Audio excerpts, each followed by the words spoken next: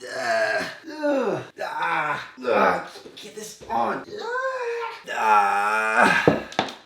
What's up guys, Football P here, back again with another video. Today I'm going to be showing you guys how you can put on your soccer cleats. What? Now hold on before you click away. I'm not going to show you how to put on any regular soccer cleat, but rather a shoe with a dynamic fit collar. Now you might be asking yourself, Footballpedia, putting on a shoe with the dynamic fit collar really isn't that hard. Why do you need to make a tutorial? And now I think a lot of people do have an easy time putting on the shoe with the sock, as many people like to call it, especially those with a narrower ankle. However, having worked in the soccer store, being on YouTube, seeing people try out shoes, I've noticed that a lot of people do actually struggle to put on a shoe with a dynamic fit collar, or even Adidas's sock or Puma sock, and then not get their foot in and try for at least 20 minutes and just not work out. And then the result of that being that they never again want to try on a shoe like that because it's just too tight and too hard to fit on, which I think is a shame because the dynamic fit collar is a cool concept, and I think that no one should be scared or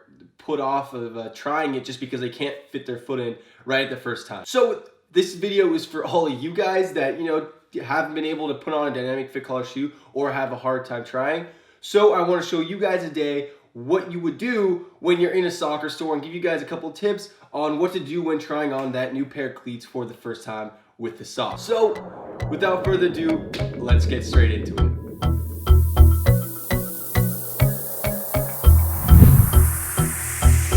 Sometimes I make this life thing harder than it needs to be.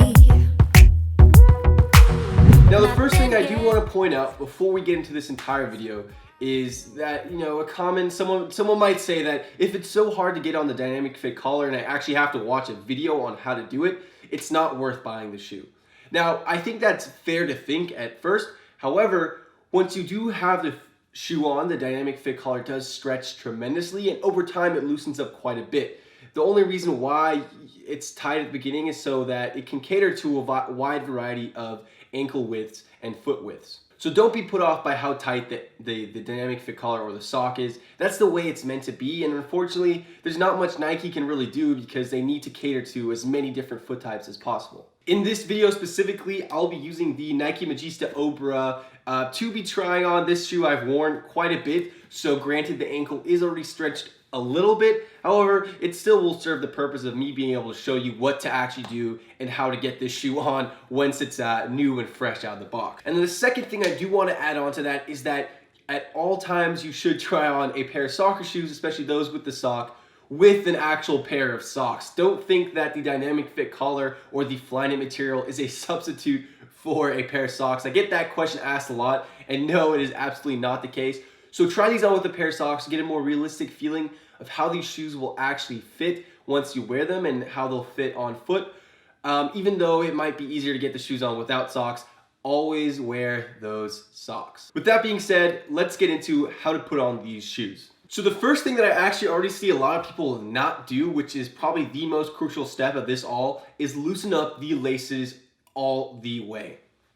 Not just the first two lace holes, not just the first four. You want to lace open the entire boot, that the laces are as far out as they possibly can be. This will obviously give your foot more space to stretch in and make it obviously easier for your foot to slide in.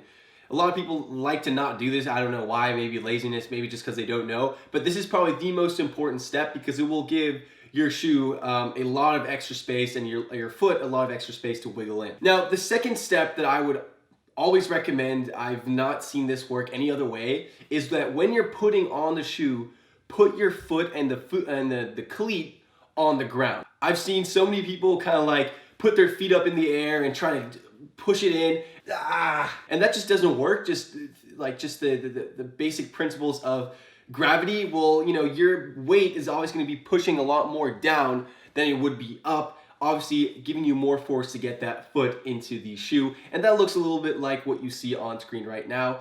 And so just keep that in mind when you're doing it. You also look a lot less silly when putting your foot into the shoe rather than holding it up in the air. I did that my first time and I was told I looked really funny. And now the last step that I think there is into getting into a pair of cleats like this is the way that you actually open up the opening of the shoe. Now, there's really easy ways to do this, and I guess there's no, like, I think it works different ways. I'm just gonna show you guys the way that it's worked for me in the past, and it's worked for everyone that I've recommended this to. And it's actually not to grip in with your entire hands and pull it open like you would instinctively would. The reason why you don't really want to do this is because if you get your fingers in the way, you're obviously decreasing that opening. They're making that opening smaller for your foot to actually fit in. So what I recommend is actually using your index finger and your middle finger on both your hands to kind of stretch it open vertically rather than horizontally. And then when you insert your foot, kind of insert it sideways as you see on screen. It feels a little bit counterintuitive, but that's the way it really just works best, because your foot will be able to slide in a lot more comfortably than kind of just jamming it in straight away. Now, granted, this may take 2, 3, 4 minutes until it's stretched open enough in store for you to get your foot actually inside. However, it's gonna be a lot more encouraging than if you were to just take it out the box, not open up the laces, and just jam your foot right in there and never get it on as a result. And once you have your foot in there, that's awesome, because then you're able to actually feel what the shoe fits like and not just kind of say, oh, the dynamic fit collar doesn't work for me. I don't think that there's anyone out there that the dynamic fit collar doesn't work for. Obviously, there may be certain exceptions, but for the large majority, I think this shoe will, or the sock type will cater to everyone. It's just a matter of approaching it with the right mindset and actually thinking about it a little bit more than just jamming your foot in there. Now, once you have them on feet, obviously do what you're used to doing. I mean, I've made videos on how to size your soccer cleats.